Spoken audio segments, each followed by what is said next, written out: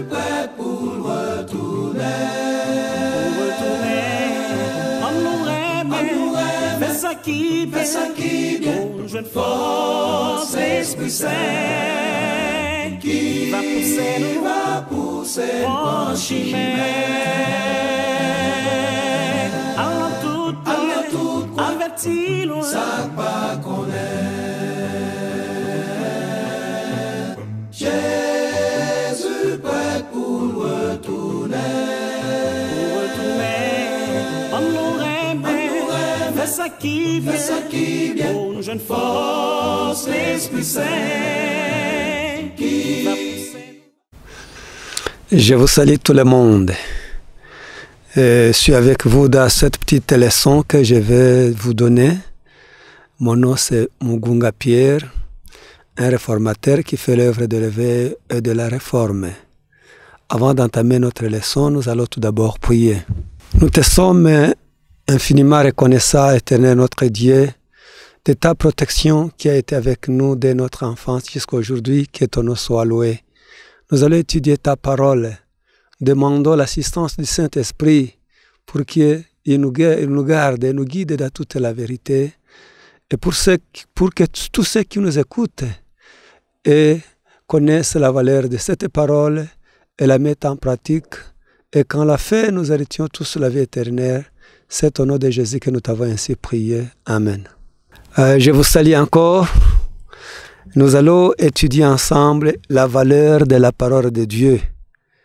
Cette parole, nous devons connaître sa valeur. Pourquoi Dieu nous l'a-t-il donnée? Dieu connaissait sa valeur. Nous savons que cette parole vient de Dieu. Elle est inspirée de Dieu. Cette parole a une importance, a une valeur que nous allons parler ensemble. Et ceux qui aiment Dieu, ceux qui veulent le servir dans toute la vérité, doivent connaître la valeur de cette parole. Nous allons lire dans Ésaïe chapitre 45 au verset 18 et 19. Nous lisons « Car ainsi parle l'Éternel, le Créateur des cieux, le Dieu, le seul Dieu, qui a formé la terre et l'a faite, et qui l'a affermie, qui l'a créée pour qu'elle ne fût pas déserte, qui l'a formée pour qu'elle fût habitée. Je suis l'Éternel et il n'y en a point d'autre. » Dieu qui est incréé, qui vit éternellement. Il n'y a pas d'autre Dieu. Je ne peux parler en cachette dans un lieu ténébreux de la terre. Je ne peux dire à la postérité de Jacob, cherchez-moi vainement. Moi l'Éternel, je dis ce qui est vrai. Je proclame ce qui est droit. Dieu qui a créé le ciel et la terre, et tous ceux qui sont sur le ciel, dans le ciel et sur la terre, c'est bien lui qui dit que moi l'Éternel, je dis ce qui est vrai, je proclame ce qui est droit. C'est Dieu lui-même qui nous parle, que tout ce qu'il dit est vrai.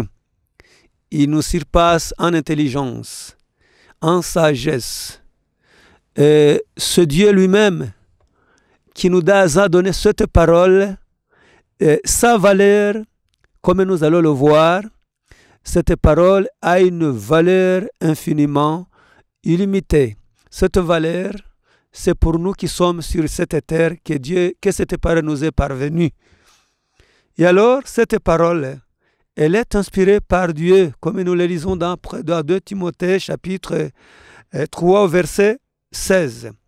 Là-bas, nous voyons que Dieu lui-même, cette parole est sortie de sa bouche avant que le péché arrive dans le monde.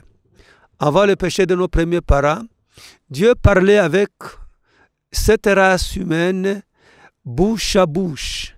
Tout le monde voyait sa face.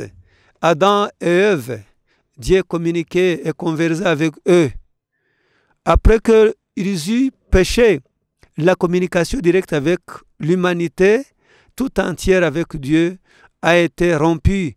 Dieu s'était choisi déjà qui était honnête, droit à ses yeux, et lorsqu'il allait communiquer aux hommes sa parole, ses conseils, ses exhortations, ces commandements, cette parole passait à travers les personnes que Dieu s'était choisies. C'était les prophètes. Et même parlaient ainsi, la parole de l'Éternel m'est parvenue comme ça, comme ça, comme ça.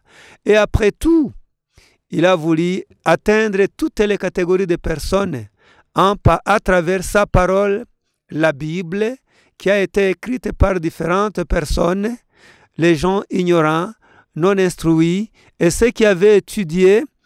Et cette parole nous est parvenue, mais il y a vraiment une valeur à la portée, une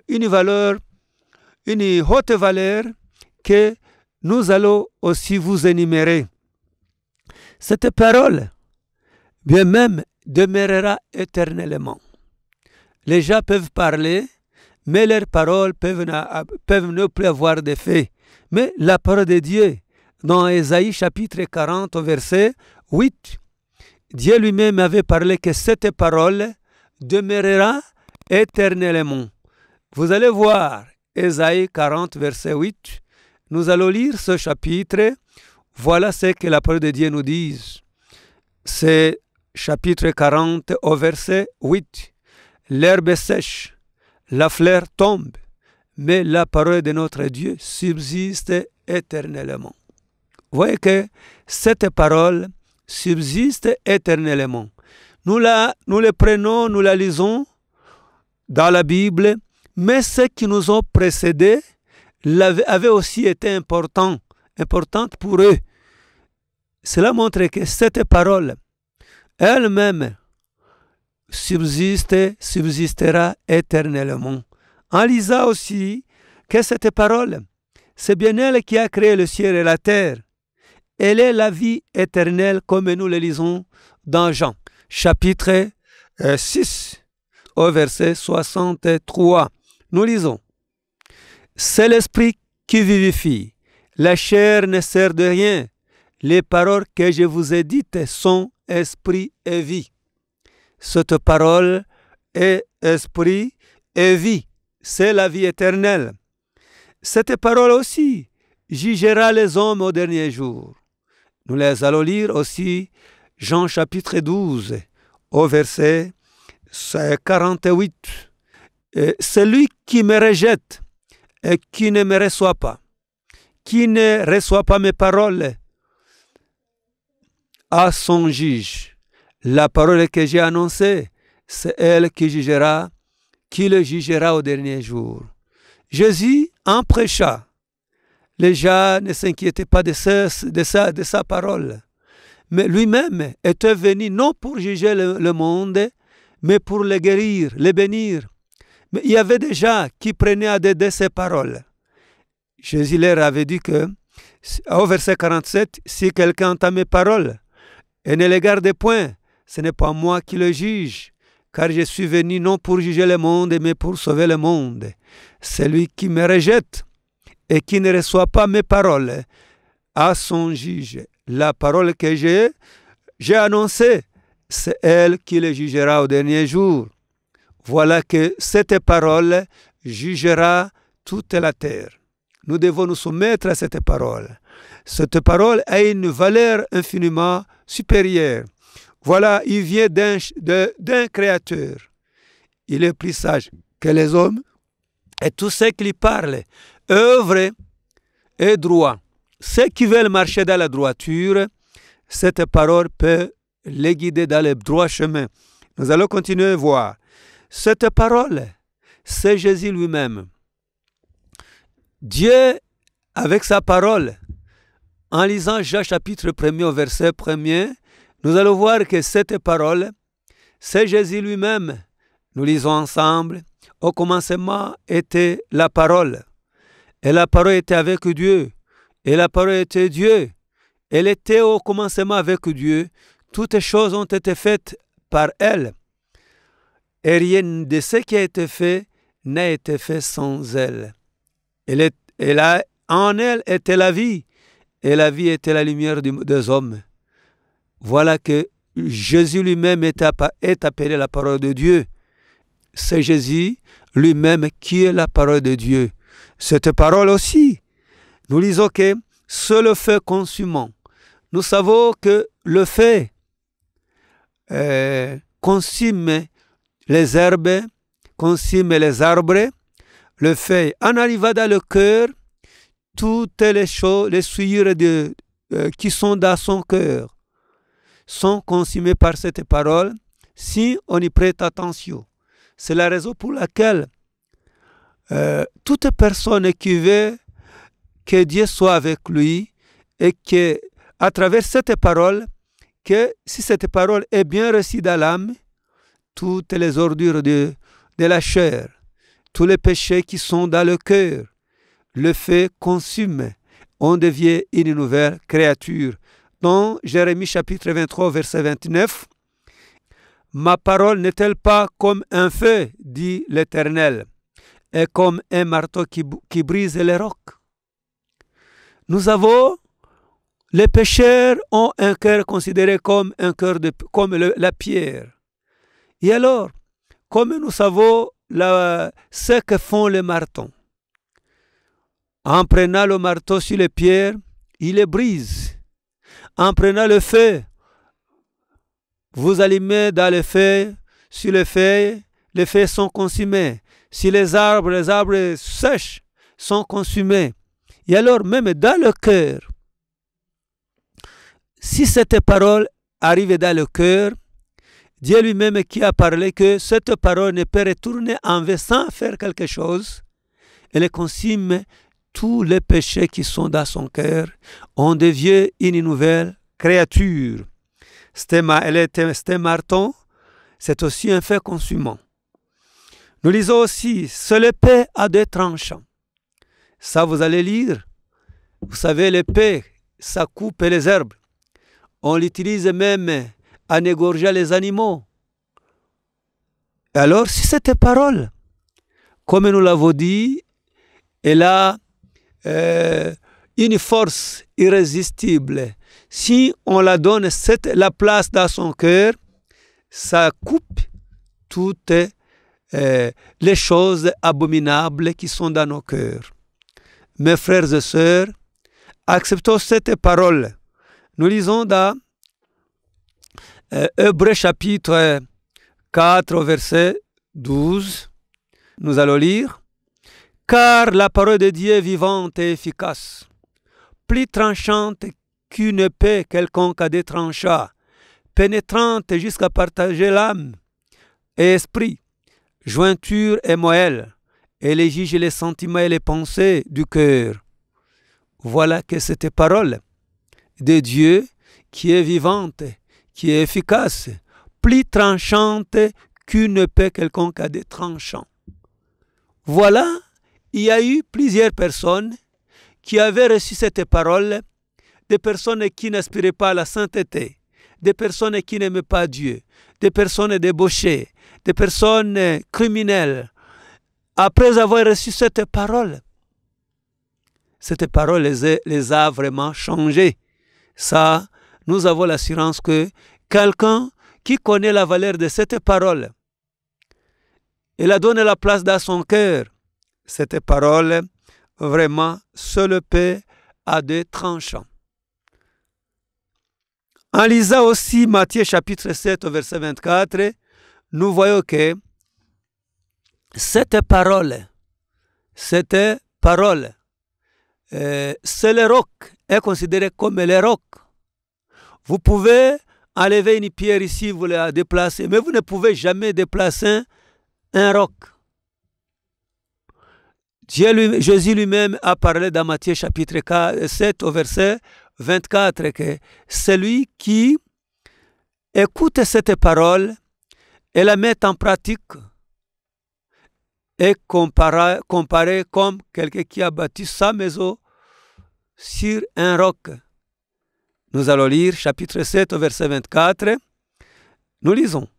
C'est pourquoi quiconque entend ces paroles que j'ai dit et les met en pratique sera semblable à un homme prudent qui a bâti sa maison sur les rocs. La pluie est tombée, les torrents sont venus, les vents ont soufflé et se sont jetés contre cette maison et n'est point tombée parce qu'elle était fondée sur les rocs. même une personne dont sa foi est basée sur la parole de Dieu, il peut passer par des tribulations, des épreuves. Il peut même être pauvre de ce monde.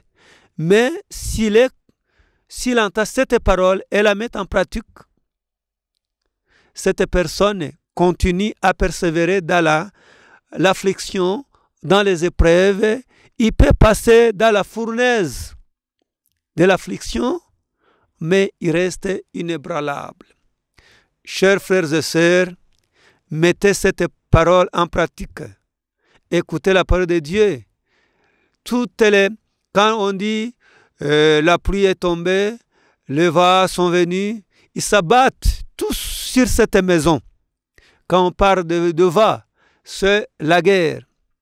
La pluie, les torrents, nous voyons partout là où les maisons sont construites sans fondement.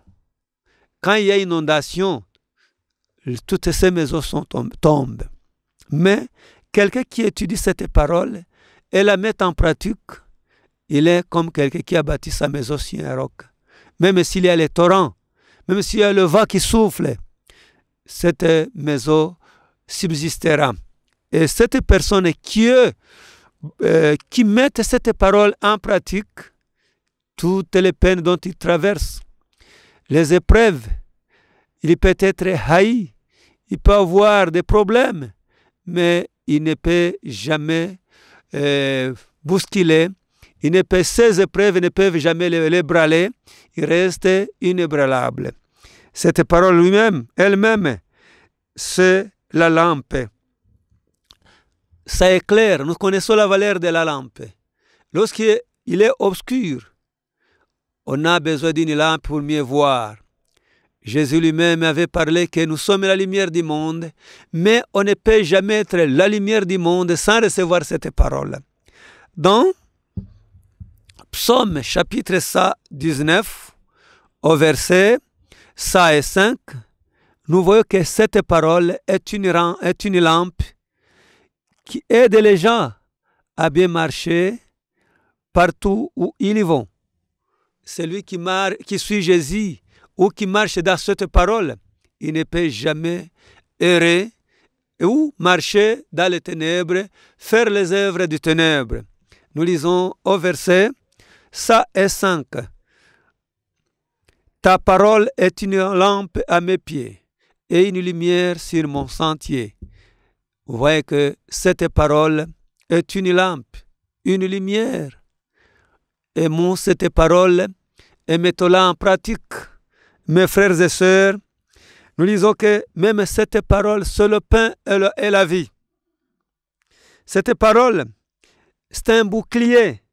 Nous lisons dans Psaume 30 au verset 5. Cette parole, c'est aussi un bouclier. Chapitre 30 au verset 5. Nous lisons ce que la parole de Dieu nous dit. Éternel, tu as fait remonter mon âme du séjour des morts. Tu m'as fait revivre loin de ceux qui qui descendent dans la fosse. Chantez à l'Éternel, vous qui l'aimez. Célébrez par vos louanges sa sainteté. Car sa colère dure un instant, mais sa grâce toute la vie. Les soirs arrivent et les pleurs. Et le matin l'allégresse. Je disais dans ma sécurité, je ne chancerai jamais. Cette parole, c'est un bouclier. Nous lisons aussi, c'est l'épée. Éphésiens chapitre 6 au verset 17. Cette parole aussi est un bouclier. On ne peut jamais tomber ou manquer ou aller. On peut prendre cette parole pour défense dans tout ce qui nous arrive. Ce que nous faisons, cette parole peut nous guider dans le sur-sentier. Il peut nous donner la joie dont les personnes aspirent et ne trouvent jamais ailleurs, ne peuvent trouver ailleurs. J'aimerais que chacun de vous aime cette parole et connaisse son importance et fasse tout ce qui est vrai, parce que cette parole nous donne des conseils qui ne sont jamais trompeurs. des conseils sages. Cette parole nous conduit dans des sentiers et à la fin nous donne la vie éternelle. Mes frères et sœurs, je vous dis que cette leçon est continuelle. Nous allons étudier encore son importance. C'était la valeur de cette parole. Nous verrons ce qu'elle fait dans nos cœurs. Que Dieu nous aide à donner la valeur à cette parole. Partout où nous allons, ce que nous faisons, il faut que cette parole nous guide, nous conseille et nous conduise. Nous allons prier. J'aimerais que chacun de nous donne cette parole la valeur qu'elle mérite dans son cœur. Dieu qui nous l'a donnée nous a tous aimés pour que nous marchions sur les traces de ses pas. Aimons-la, donne-la la valeur comme elle convient. Au nom de Jésus-Christ, notre Sauveur. Amen. Merci, l'Éternel, notre Dieu, de ton amour qui nous a donné ta parole. Nous te demandons de nous donner la force de la mettre en pratique, de la donner la valeur qu'elle mérite dans nos cœurs. C'est au nom de Jésus que nous t'avons ainsi prié. Amen. Jésus prêt pour retourner.